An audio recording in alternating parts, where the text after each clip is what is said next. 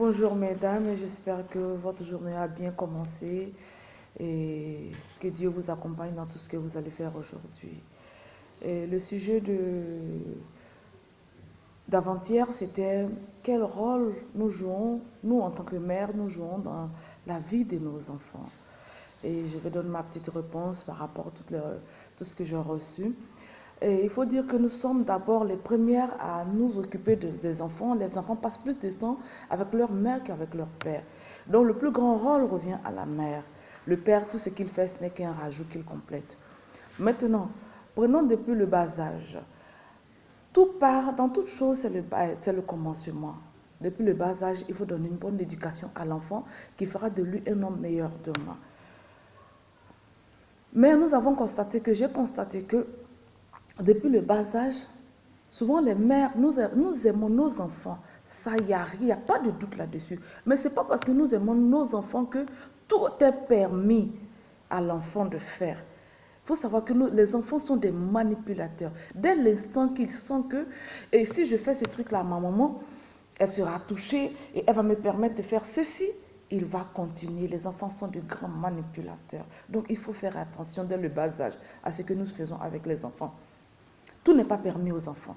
Tu ne peux pas tout permettre aux enfants. Je prends l'exemple palpable de quelque chose. J'ai assisté une fois à une scène où il y a un enfant de 2 ans, 2 ou 3 ans par là. Bon, il voulait quelque chose et comme sa mère ne voulait pas lui donner, il a giflé carrément sa mère. Et qu'elle a, non chérie, on ne fait pas ça. Ben ça ne se fait pas, bien sûr que ça ne se fait pas. On ne gifle pas sa mère. Et quand tu dois le dire, tu le dis avec un ton vraiment qu'il sache que ce qu'il vient de faire, il a gaffé.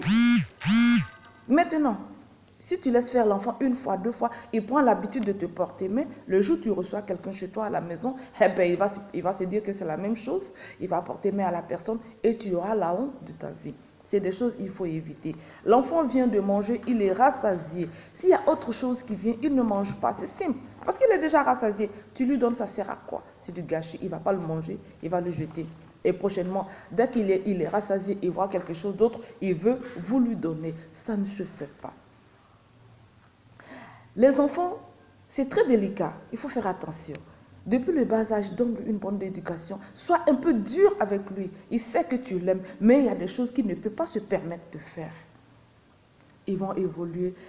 Ils évoluent. À leur adolescence, voici un âge où c'est vraiment compliqué aussi. Si nous ne savons pas bien faire les choses, nous perdons nos enfants. À l'âge de l'adolescence, c'est l'âge où l'enfant passe de l'enfance comme on dit, à un autre âge. Et cette transition-là est vraiment compliquée souvent pour nos enfants et pour les parents. Parce que si nous ne comprenons pas, nous ne faisons pas attention à cette période-là, l'enfant fait beaucoup de choses et nous n'avons que nos yeux pour pleurer. À cette période-là, il faut beaucoup discuter avec son enfant. Créer un lien d'amitié avec son enfant qui fera que l'enfant viendra te dire beaucoup de choses, il viendra se confier à toi. Mais si vous êtes toujours en train de crier après les enfants, vous ne prenez pas la peine de les écouter. Il va aller se confier à quelqu'un d'autre qui va lui donner de mauvais conseils et après, bon, ça devient, c'est du gâchis. Discutons avec nos enfants, que nos enfants soient nos amis. Des choses même que tu ne peux même pas penser, tu discutes de ça avec ton enfant, rien que pour l'amener à se confier à toi, au lieu qu'il parte se confier ailleurs. J'ai une amie qui avait sa fille qui avait pris une grossesse pendant qu'elle était à l'école. Elle appelle sa mère pour lui dire, écoute maman, j'ai mon retard. Automatiquement, elle a voulu s'enflammer, je lui ai dit non. La petite a appelé pour dire qu'elle a un retard, elle part à l'école. Je ne sais pas quelle solution tu vas trouver. Trouve d'abord la solution avant de gronder l'enfant. Parce que maintenant, si tu commences à parler, elle va vouloir avorter. Et si ça ne réussit pas, tu vas perdre ta fille.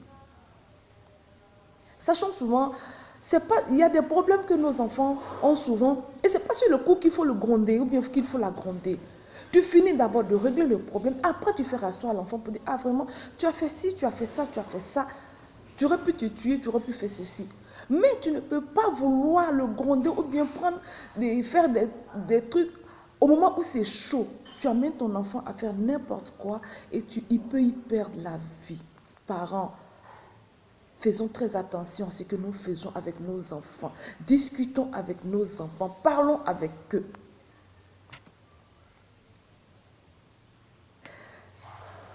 ne viendra jamais te dire, écoute, maman, ou bien papa, j'ai une envie de sexe. Il y a un proverbe chez nous qui dit que ton enfant te dira quand est-ce qu'il a faim, mais quand il s'agit des problèmes de sexe, il ne viendra jamais te dire. Donc, c'est des choses avec lesquelles il faut discuter avec les enfants. Apprenez aux enfants à ne pas juger des choses autour d'eux. Faites-leur comprendre la vie. Discutez avec les enfants. Parlez-leur des problèmes que vous traversez. Les enfants, c'est des adorables amis quand ils comprennent ce qui se passe dans la vie de leurs parents. Mais si vous ne dites rien aux enfants, vous pensez les protéger? Non. Ils ne vivront pas tout le temps avec vous. À un moment donné, ils partiront de la maison. Et à ce moment-là, si nous les avons surprotégés, ils se trouvent face à la vie et c'est compliqué pour lui. Il ne sait pas comment se diriger et ça devient la cata. Responsabilisons les enfants. Parlons avec les enfants des problèmes que nous avons, les problèmes financiers, tout ce qu'il y a comme problème à la maison. Partage avec ton enfant. Tu vas te rendre compte que ton enfant, c'est le meilleur ami. C'est vrai qu'il est jeune, mais il va te donner des conseils aussi, maman. Est-ce qu'on ne peut pas lui vouloir, et comme on dit, il va vouloir t'aider à soulager ces problèmes-là. Donc lui, il va vouloir te donner ses petits conseils aussi. Écoute-le. Et puis, il y a une chose aussi, ce n'est pas parce que nous sommes parents que nous ne commettons pas d'erreurs. Nous faisons très souvent des erreurs de jugement face à nos enfants respectifs. Moi, je prends l'exemple palpable. Un jour, j'ai jugé, une querelle entre mes deux enfants, la dernière et l'avant-dernière. Et il se trouve que mon jugement était faussé. La petite, sur le coup, elle n'a rien dit. La dernière n'a rien dit. Après, elle m'a dit, écoute, maman, est-ce que je peux te parler? Je dis oui. Elle dit, bon, tu peux t'asseoir. Je me suis assise. Elle dit, bon, d'accord, tout à l'heure, tu as jugé une querelle entre Mohamed et moi. Voilà exactement comment ça s'est passé. Mais sur le coup, tu es ma maman, je ne peux pas discuter avec toi. Il y a Mohamed qui est mon grand frère, je ne peux pas parler. Mais il faut que tu comprennes que c'est pas Mohamed n'avait pas raison. En tant que mère, je me suis excusée. Parce que je venais de me rendre compte que j'ai fait un faux calcul. Ça ne coûte rien aussi aux parents de s'excuser devant leurs enfants. Ça ne coûte rien parce que nous commettons souvent des erreurs aussi. Nous n'avons pas toujours raison, pas parce que c'est nos enfants que nous avons forcément raison. Non, nous n'avons pas toujours raison. Et quand l'enfant essaie de t'expliquer que maman ou bien papa, à telle période tu as dit ceci, ce n'était pas forcément ça, essaie de l'écouter. Ça évite beaucoup de problèmes. Ça évite que les enfants écoutent les gens dehors et que, au lieu de vous écouter, vous les parents à la maison. Faisons attention à ce que nous faisons avec nos enfants. Aidons nos enfants à grandir, à se parer de la vie qui va venir. Parce que la vie n'est pas facile. Si nous permettons tout à nos enfants, nous ne serons pas toujours avec eux. Comment est-ce qu'il va affronter la vie qui va venir?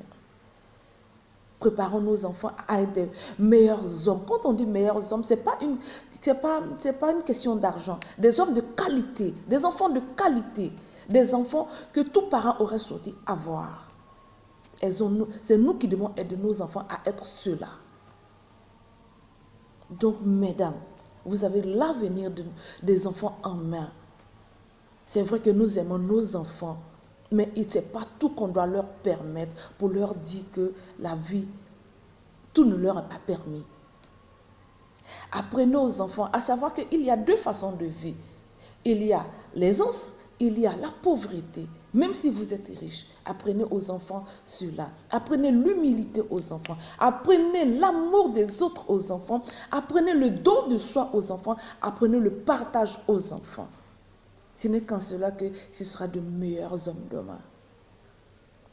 Merci pour ce message.